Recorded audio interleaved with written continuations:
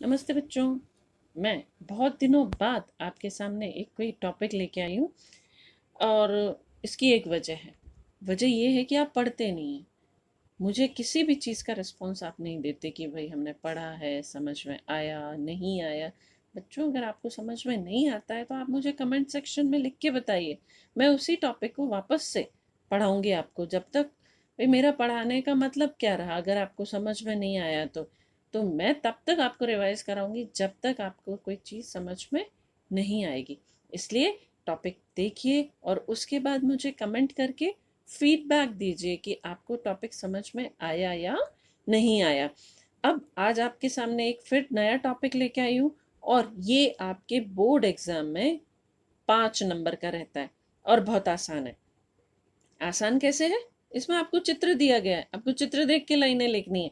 तो टॉपिक क्या है? Write a paragraph in about 75 words on the natural scene given in the picture. आपको देखिए ये चित्र दिया गया है। इस चित्र में पेड़ हैं, ये डक्स हैं, फूल हैं, जानवर हैं, मछलियां हैं, means it's a pond scene. ये एक तालाब का दृश्य है। तो आप तालाब का दृश्य है, छोटे छोटे 7 या 8 लाइन भी लिख लेंगे ना तो बहुत है। 5 नंबर का है तो आप इसको छोड़ तो नहीं सकते। तो क्यों ना अभी से प्रैक्टिस शुरू की जाए। क्योंकि देखिए अभी आपके स्कूलों की छुट्टियां हैं, लेकिन घर में तो पढ़ना ही पड़ेगा, तभी तो आगे हम तैयारी कर पाएंगे। तो ये टॉपिक आपके लिए बहुत आसान रहेगा। चलिए मैं आपको लिख के बताती हूँ कि आपको छोटे छोटे सेंटेंसेस में कैसे लिखना है। हेडिंग हमारे पास आया हुआ है नेचुरल सीन्स, ठीक है ना। तो हम क्या इसमें लिखेंगे? टॉपिक किस बात पे है? नेचुरल सीनरी, ठीक है। नेचुरल सीनरी ये है। दिस पिक्चर, देखिए ये पिक्चर जो शो कर रही है पहले तो हमें वही लिखना है। This picture is of a pond site, pond site, ठीक है ना। किसका दृश्य है? तालाब का दृश्य है। देयर आर, देखिए 75 वर्ड्स है हमारे पास। वर्ड लिमिट कितनी है? 75 वर्ड्स। तो मतलब 7 या 8 लाइनें बहुत होंगी। देयर आर क्या है? Trees and greenery around the pond, ठीक है। फिर कैटल्स आर ग्रेजिंग,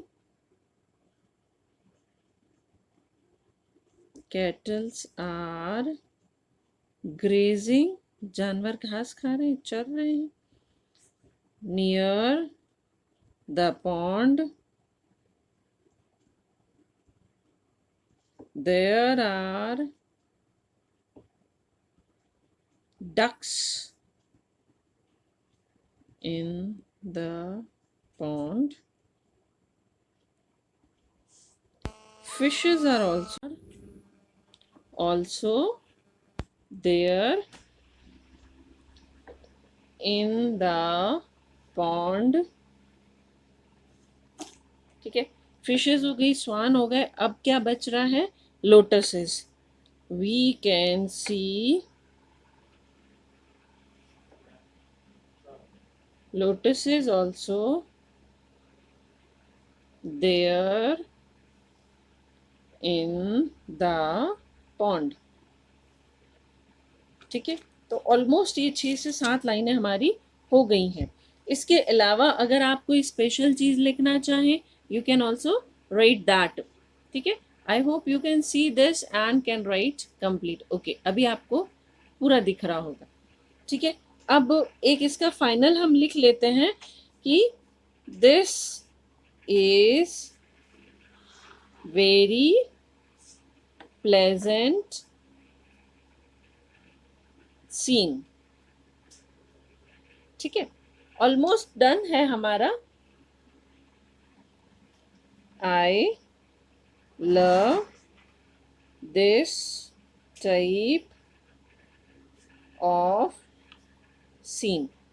बच्चों ये लगभग 50 से 55 वर्ड हैं और हमें वर्ड लिमिट लिखनी है 75, इससे एक्सीड नहीं करना है, तो it will go, there is no problem with this.